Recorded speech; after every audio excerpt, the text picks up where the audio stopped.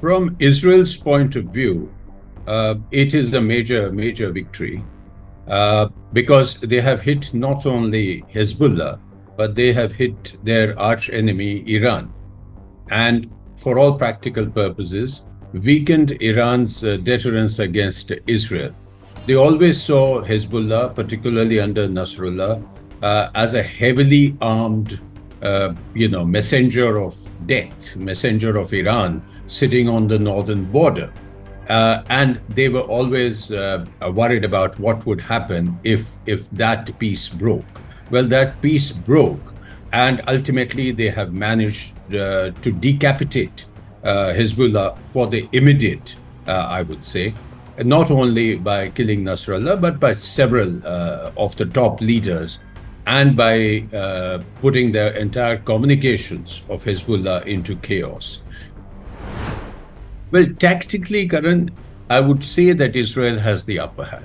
I would even say that Benjamin Netanyahu today has the upper hand, because after October 7th, it looked like, people would be baying for his blood. His popularity probably has gone up after the killing of Haniyeh and Nasrallah. He has in fact taken on another right-wing minister today, Gideon Saar, to sort of, help him balance the ultra-right partners that he has in his government. So yes, tactically, Netanyahu is looking more stable, more powerful, more successful, and he is trying to show that under my watch, not only did we have October 7th, but we also killed Nasrallah, and we also finished Hezbollah or considerably weakened them.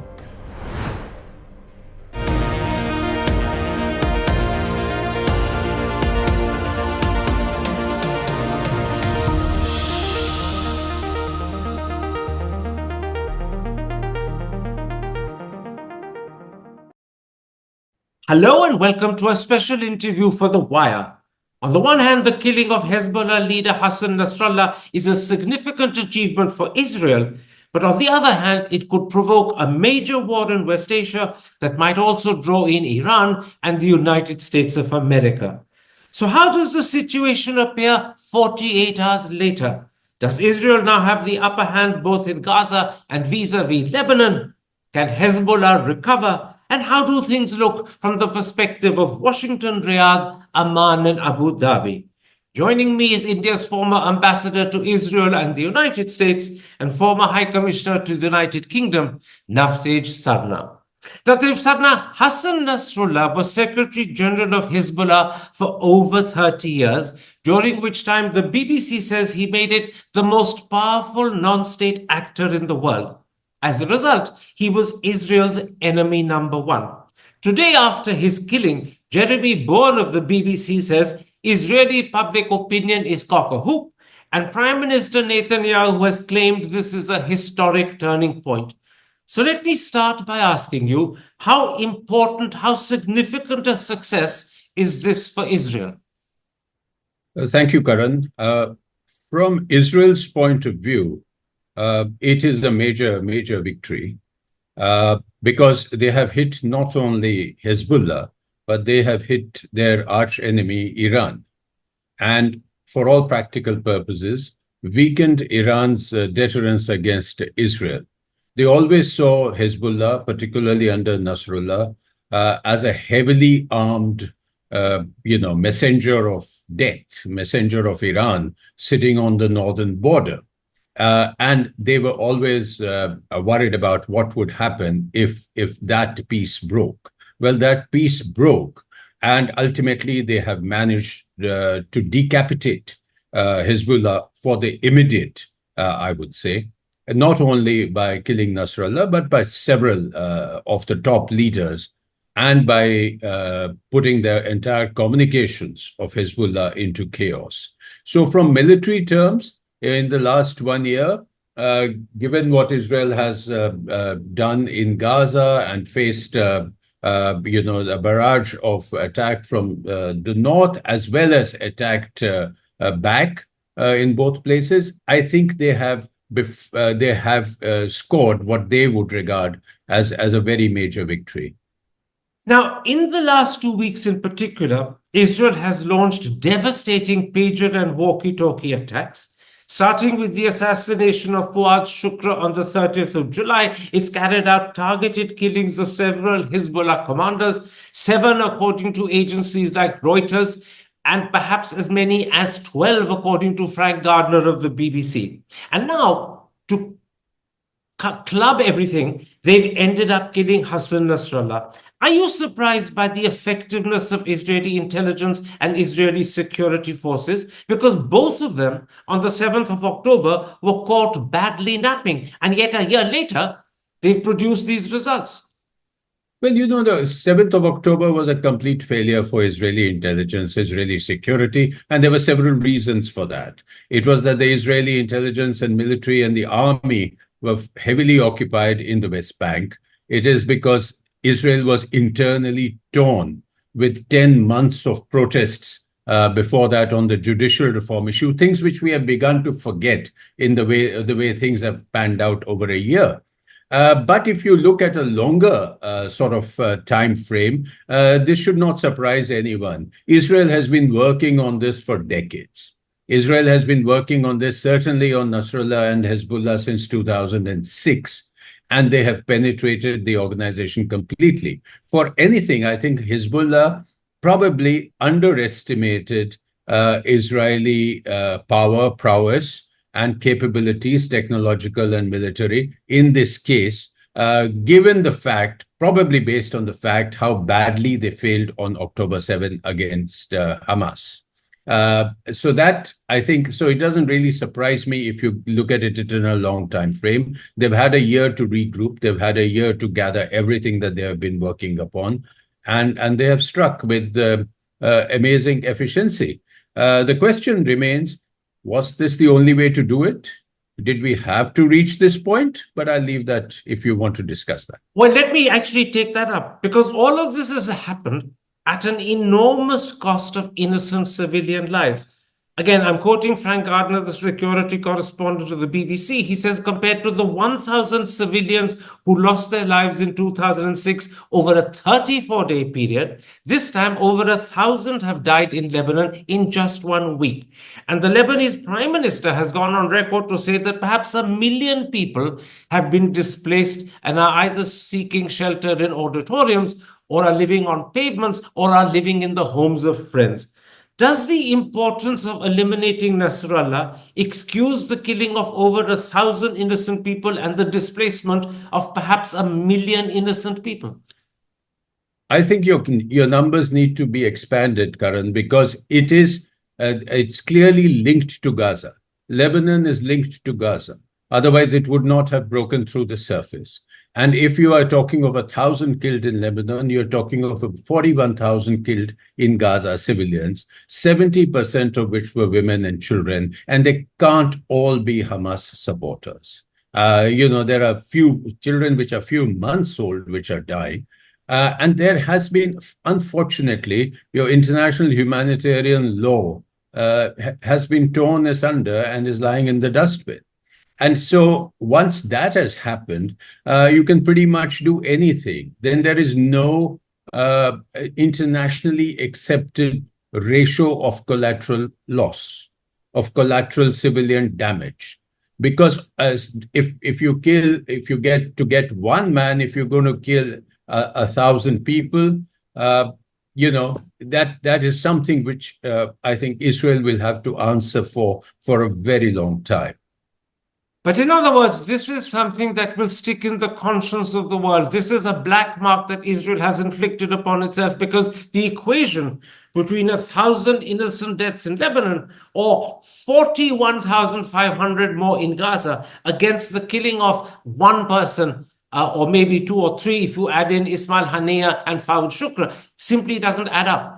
Well, every nation has to make that calculation for itself. I don't think many tears are being lost for the killing of terrorist leaders, or many tears will be shed for Nasrallah, because every country, at least the United States and France, etc., have great reason for celebrating his death. But ultimately, in terms of Israel's international standing, I think what will be remembered 10 years on from now will be the colossal civilian damage, the colossal collateral damage, the disregard for humanitarian law that has unfortunately happened in Gaza. And of course, you will have to keep in mind that Hamas did pretty much the same on October 7th. But in terms of numbers and in terms of, one bad thing does not justify another, Israel as a nation state and not a terrorist group or a non-state actor will have to hold itself up to quite a different standard. Let's focus for a moment specifically on the situation and condition in which Hezbollah finds itself today. It's not only lost its invaluable top leader, but possibly up to 12 important top commanders. On top of that, 100, maybe 1,000 or more of its members have been injured by exploding pagers and walkie-talkies. Its communications is in disarray. What sort of condition do you think it finds itself in today? Is it capable of responding effectively and worryingly for the area, or are they simply biding their time? I think we'll have to see what happens in the next few days. Quite clearly, what you say is absolutely right, that they are in a bad shape for various reasons: loss of leadership, loss of communications, and they have been hit very badly. And Israel is not stopping; they're going to hit them harder in the days to come. At the same time, we must remember that Hezbollah is not a sort of fly-by-night terrorist organization. They have a huge infrastructure. They at one time they were stronger than the Lebanese army, and they have been very heavily armed by Iran. So how quickly can they regroup? What is the new generation of leaders that come up? Because this is not going to be a question of a week or two. This is going to go into years. Both, despite Netanyahu's war aims of finishing Hamas and completely debilitating Hezbollah, this is easier said than done. So I think this is going to stretch over years. There will be a new generation, unfortunately, which will want to seek revenge. They may not have the charisma of Nasrallah, and they may not have the strategic acumen of Nasrallah, but let us see who comes up. So at the moment, I think they will go and lick their wounds and regroup, but I think you can't write them off. And unfortunately, we are in for some level of conflict for a long time to come. The truth, Navtej Sarna, is that even after the killing of Hassan Nasrallah, Hezbollah has continued to fire rockets as well as some missiles against Israel. In fact, a ballistic missile was fired against Tel Aviv, which reportedly, according to the BBC, shook and unnerved the Israelis, although they did shoot it down. So if Hezbollah were to regroup quickly enough and retaliate in a massive, substantial way, no doubt Israel will respond to that in an even more massive way. Could we therefore end up with a full-scale war in the Middle East? Or is that, do you think, something that's unlikely to happen? Well, if you look back a few months from there to now, you have already escalated. And we don't know what is going to happen over the next few days. Is Hezbollah going to unleash a sort of storm of missiles, some of which may get through the Iron Dome? Is Iran actually going to come in? Doesn't look likely at the moment, but depends what's going to happen. Is Israel going to go in for a ground invasion? You've muted yourself. You've muted yourself. How could I? Did, but carry on. You're back. You're back. It's not mute. So it depends upon, does Israel go in for a ground invasion? And that could be completely unpredictable, the way the ground invasion goes. Evidently, the armies are massing on the northern border, but are they actually going to go in for a ground invasion? Now, all these factors will take us where we might go in terms of escalation. The United States is beefing up its presence in terms of our alert levels in the Middle East. So it all depends upon how much the Israelis move here, they have a moment here again, as they had after October 7th. They have a moment to declare victory after the killing of Nasrallah, to go for a ceasefire deal with Hamas, and to talk about returning hostages. My money is on the option that they will not do it, because neither Netanyahu nor his right-wing extremist partners want a ceasefire at the moment. It doesn't suit them. In that case, let's talk about the response such as we've got from Iran. It's declared 5 days of national mourning, but it's no secret that Tehran's response to the earlier airstrikes that preceded the killing of Nasrallah was muted, and papers like the Financial Times speculated whether President Pezeshkian is more interested in improving relations with the West and reviving the nuclear deal than supporting Hezbollah. 24 hours ago, Iran has called for a Security Council meeting, but that's about it. Are you surprised by the pretty low-key response from Iran? Not surprised again, because Iran cannot be seen to be doing nothing.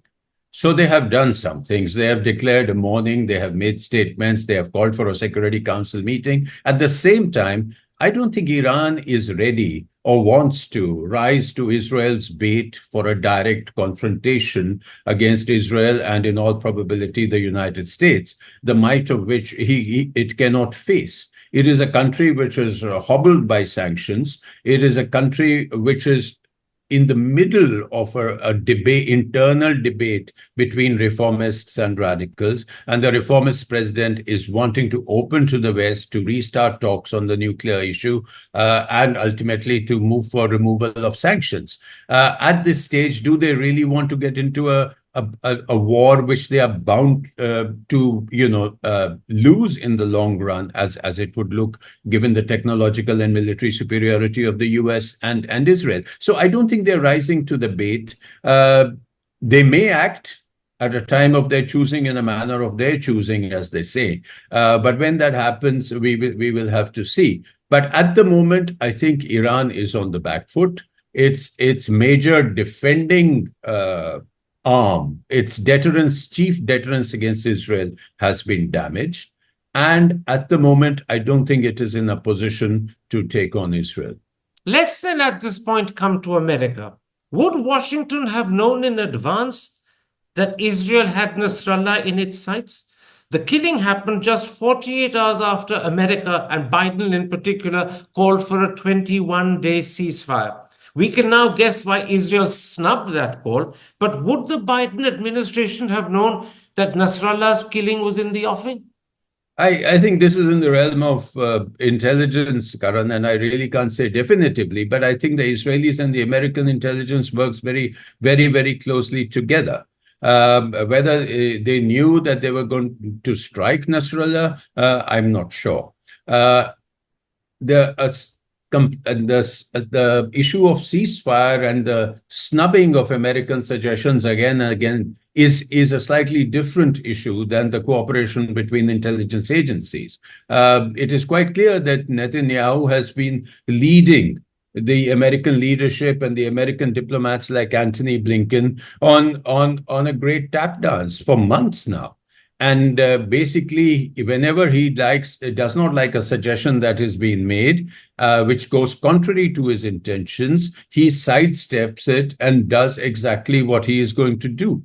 Now, this happened on the issue of Rafah. It has happened on the issue of ceasefire earlier. It has happened on the issue of allowing more humanitarian aid. And it happened again on this 21-day ceasefire proposal. So he knows that he has the broad backing of the United States. The United States is close to its elections. Neither of the candidates can afford to take a strong position. The president is lame duck and has virtually given him the green light, except for occasional momentary sort of rap on the knuckles. So he knows he has virtually a free hand and he can afford to disregard the United States for the while. So he is going to go for broke at the moment.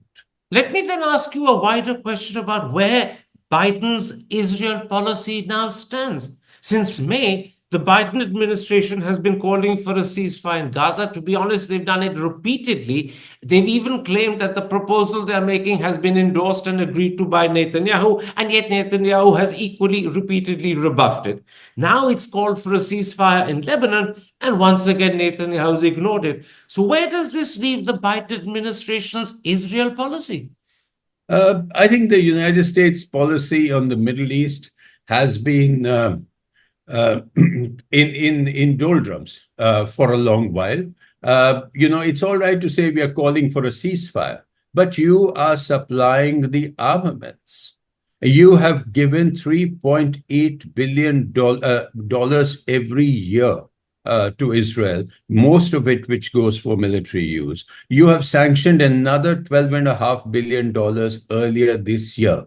So to say that, these people, we cannot control what Israel is doing in terms of civilian killings and all that is a bit superficial in my view. At the same time, I think Biden's policy has been more of a continuation of Trump's policy, which was let Israel normalize with Saudi Arabia, with UAE, etc., and everything will fall into place. And Jared Kushner has again tweeted yesterday more or less the same theory all over again. And Biden followed that normalization will happen, and the issue at the heart of the problem, the Palestinian issue, will simply be brushed under the carpet. Now, October 7th proved that somebody or the other will come up and not let you do that. And, it was Hamas which became the flag bearer of Palestinian resistance on October 7th, just before the normalization could happen.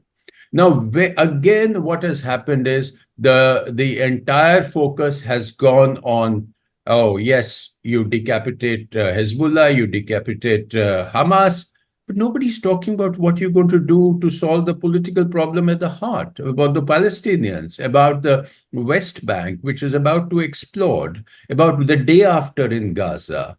What are you going to do about a pathway to Palestinian state, which even the Saudis are now saying that it's necessary before we start normalizing? I'm afraid these are questions which are being brushed under the carpet, and this time with a lot of bone and ash from Gaza.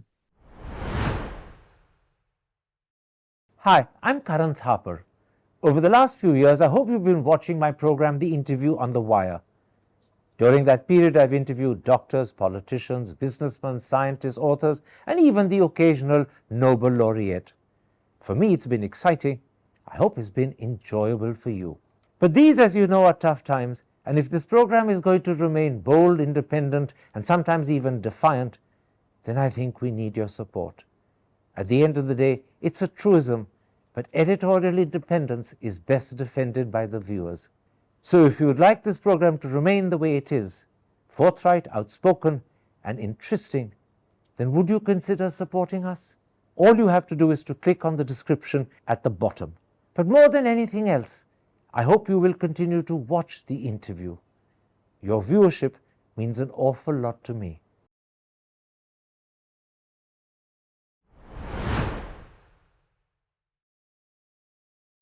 Let's for a moment, Navtej Sarna, focus our discussion on that war in Gaza. Where does everything we've been talking about with regard to Lebanon and Hezbollah leave that war in Gaza? The fighting is continuing, the death toll is rising, and a ceasefire feels extremely unlikely. So does Israel now face conflicts on two fronts? On the north, against Hezbollah, and in the south, the old, almost one-year-old trouble with Hamas. Is Israel now fighting on two fronts?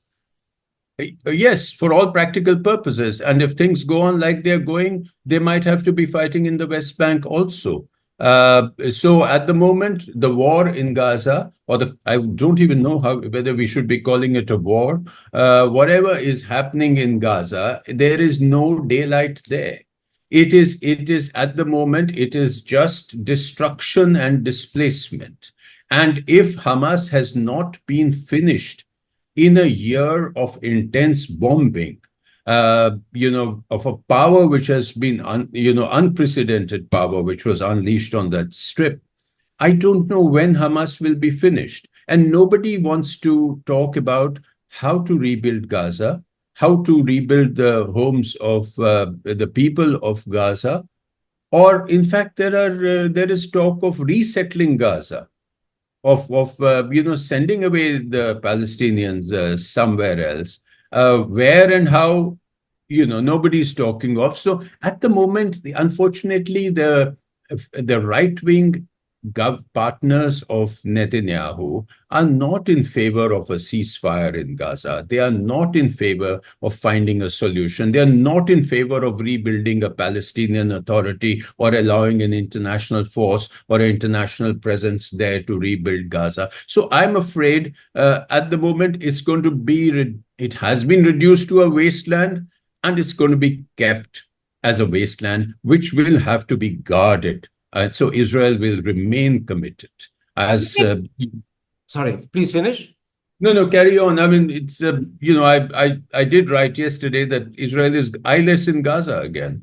And that's exactly what it is. It's going around in circles with no way out at the moment. And if there is a ground invasion of Lebanon, you might have that on both sides. Let me put to you the perspective as it's seen and viewed from Tel Aviv and Jerusalem. Although Israel has inflicted unconscionable casualties in Gaza and destroyed the Strip, 4 or 5 months ago, many people thought Israel was caught in a quagmire, and there were reports of dissension not just within the Israeli government itself, but also the Israeli army. Yoav Gallant was sounding often as if he disagreed with his own prime minister, even though he's the defense minister. Today, although neither Hamas nor Hezbollah are vanquished, you could say that they are both on their knees. Ismail Haniyeh and Mohammed Deif have been killed. So too Hassan Nasrallah and Fuad Shukra. So although you painted a picture where Israel looked as if it faced serious problems, the view from Jerusalem and Tel Aviv is that Israel now has the upper hand. How do you respond to that? Well, tactically, Karan, I would say that Israel has the upper hand.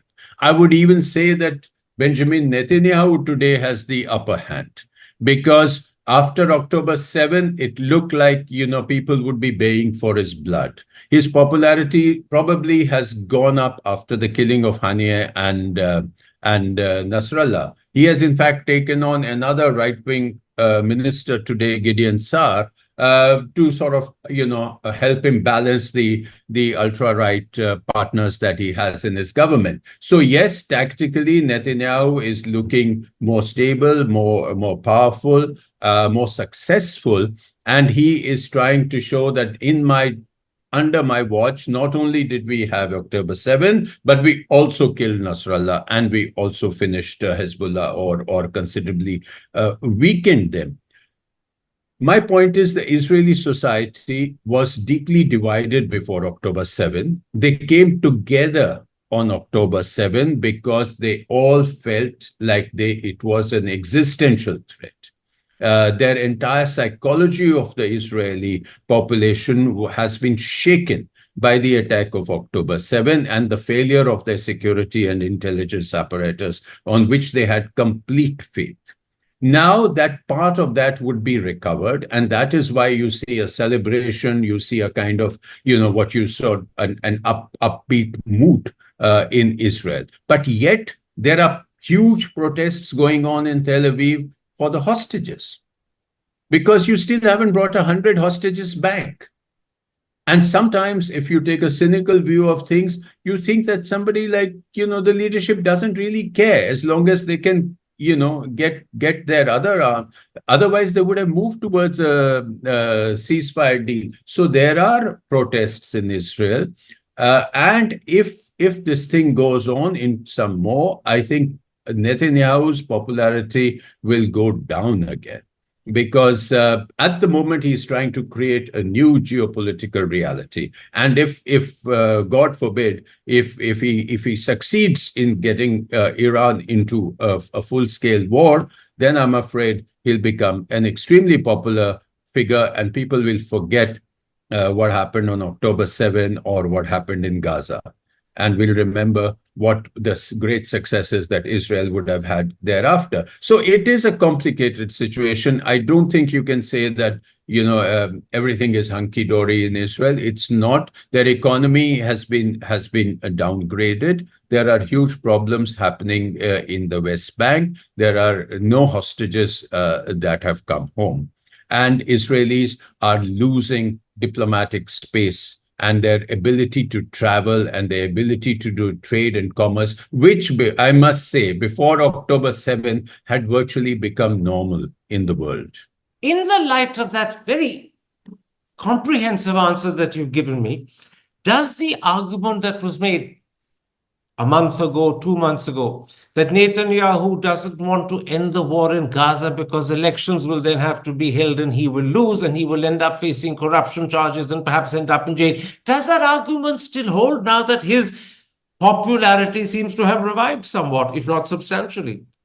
Well, but that doesn't take away, from the judicial processes, and Israel does pride itself on its judicial processes that it needs to follow. Earlier prime ministers have also been charged, and I think if the war ends, it might get back to business as normal, politics as normal. It's a very fractious polity in Israel, and people do go for the jugular. I think they will again chase if the war ends and the ceasefire ends and this ceasefire happens, this government falls. I think somewhere Netanyahu will have to face the charges.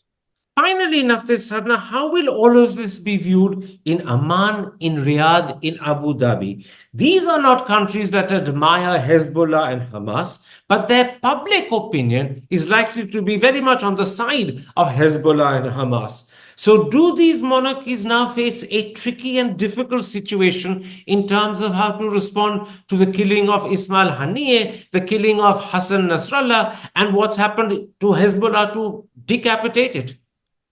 Well, I don't think there is much sympathy in these countries for Hezbollah, Karan, because there is a huge Shia-Sunni divide. So I think that is the crucial factor in terms of, you would have seen reports of some amount of celebration in northern Syria, in Idlib, etc., after the killing of Nasrallah, because it's seen as a Shia presence which aided Assad. Similarly, even in the Sunni countries that you mentioned, I don't think there is going to be much sympathy for Hezbollah or for the death of Nasrallah.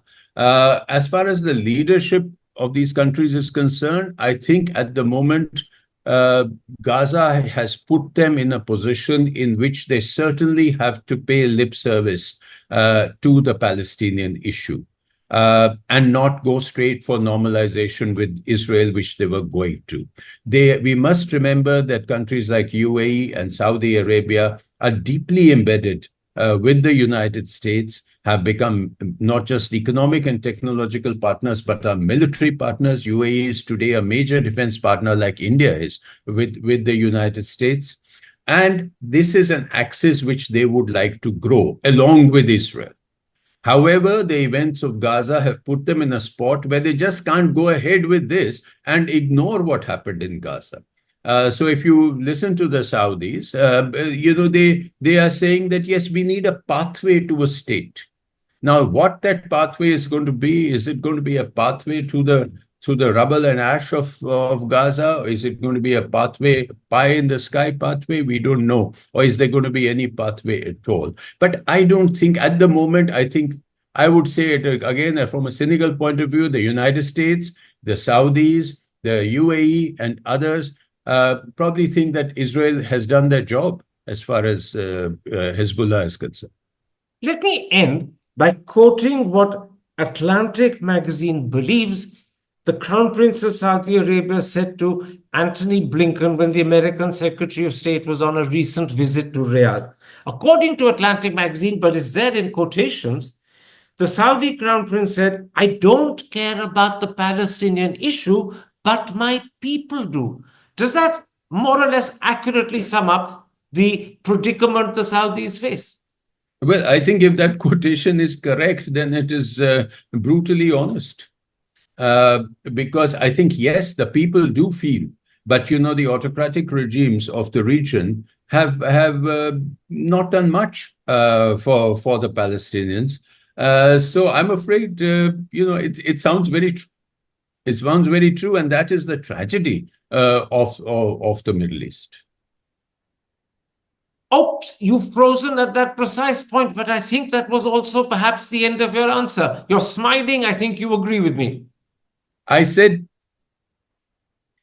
if he said that, then it seems to be brutally honest.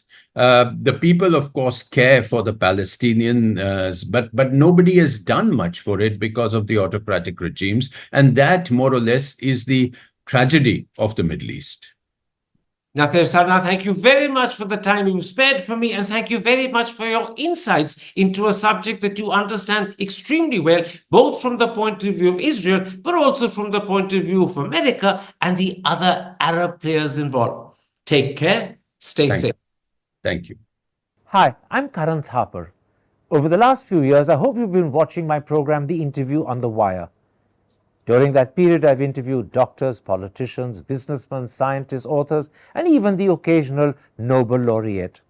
For me, it's been exciting. I hope it's been enjoyable for you. But these, as you know, are tough times, and if this program is going to remain bold, independent, and sometimes even defiant, then I think we need your support.